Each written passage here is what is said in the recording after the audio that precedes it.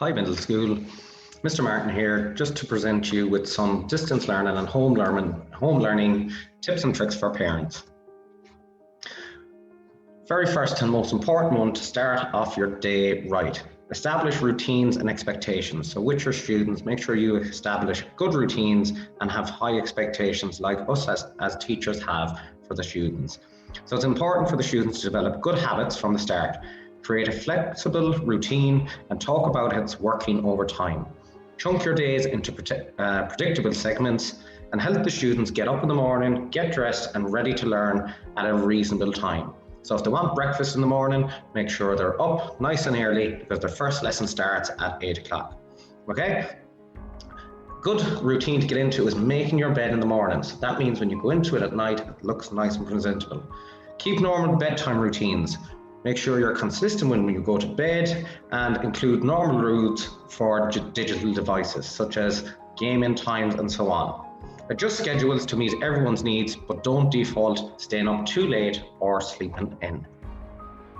Choose a good place to learn. Very important because there's a lot of distractions. Choosing a good place to learn. Your family's regular learning space for occasional homework might not work for extended periods. Set up a physical location that's dedicated to school-focused activities.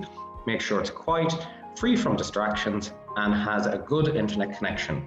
Where possible, make sure an adult monitors online learning and make sure to keep doors open and practice good digital safety.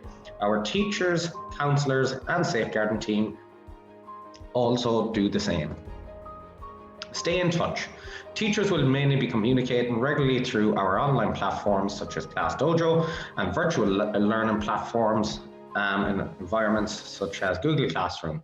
Make sure everyone knows how to find the help they need to be successful. Stay in contact with your homeroom teachers and the school leaders, but understand it may take a day or two for us to respond. If you have any concerns, let us know. I'm available always on ClassDojo as the middle school coordinator. Help students own their learning. No one expects parents to be a full-time teacher or to be an educational and content matter expert. Provide support and encouragement and expect your children to do their part. Struggling is allowed and encouraged. Don't help too much. Let them become independent learners. Becoming independent takes a lot of practice. And at LISM, your child usually engages with other students and any number of adults each day. Many of these social interactions will continue from a distance, but they will be different. You cannot replace them all, and that's okay. Very important, beginning and end of the day. By checking in. In the morning, you might ask certain questions such as, what classes have you today? What subjects have you today?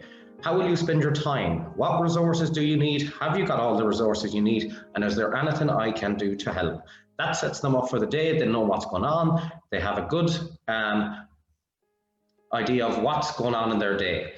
At the end of the day, just so they reflect on what they actually got done in that day is, how far did you get in your learning task today? Did you upload all your assignments? What have you discovered? Was there anything hard? What did you learn new today? What can you do tomorrow to make it better? These brief grounding conversations matter. Checking in with students to process instructions they receive from their teachers, and it helps them organize themselves and set priorities. Not all students thrive in distance learning. Some struggle with too much independence or lack of structure. These check-in routines can help avoid later challenges and disappointments. They help students develop self-management and executive functioning that are essential skills of life. Parents are excellent life coaches. Establish times for quiet and reflection. For families with children of different age and parents who may also be unexpectedly working from home more often, it's good to build in some time for peace and quiet. Siblings may need to work in different rooms to avoid distractions. Many families will need to negotiate access to devices, priorities for Wi-Fi and schedules throughout the day. Noise cancelling headphones are an idea, and reading is fundamental. Encourage physical activity and exercise. Living and working at home, we all need some room to let off a little bit of steam. Moving independently or together as a family is vital to your health, well-being and readiness for learning. It's a great opportunity to practice exercising alone together. with digital workouts and online instructions. Set new fitness goals and plan hands-on, life-ready activities that keep hands busy, feet moving, and minds engaged. You may want to think about how your children can pitch in more around the house with chores or other responsibilities. Now is a good time to think about increasing personal responsibility and pitching in. Managing stress and make the most of unusual situations. We are going through a tough time of major upheaval to our normal routines and ways of life. And there's a great deal of anxiety in the world right now. Emotions may be running high and children may be worried or fearful. Parents may be stressed as well, and children are often keenly aware of trouble. Children benefit when they get age-appropriate factual information and ongoing reassurance from trusted adults. LASM staff are here to support students, so please don't hesitate to contact your child's teacher if you need any assistance or advice. In these circumstances, it's often possible to reframe challenges as opportunities. For spending some time together, discovering new ideas and interests, invest in energy and attention in activities that often get pushed aside by everyday tasks and responsibilities. Experts advise that it's a good idea to slow down, find beauty, enjoy unexpected benefits, and express gratitude by helping others. This one is very important. Monitoring time on screen and online. With distance learning, everything is online at the minute. Distance learning does not mean staring at a computer screen 7.5 hours a day. Teachers will aim to build in a variety, but it will require some trial and error before everyone finds balance between online and close-space offline learning experiences. We work together to find ways to prevent downtime from becoming just more screen time.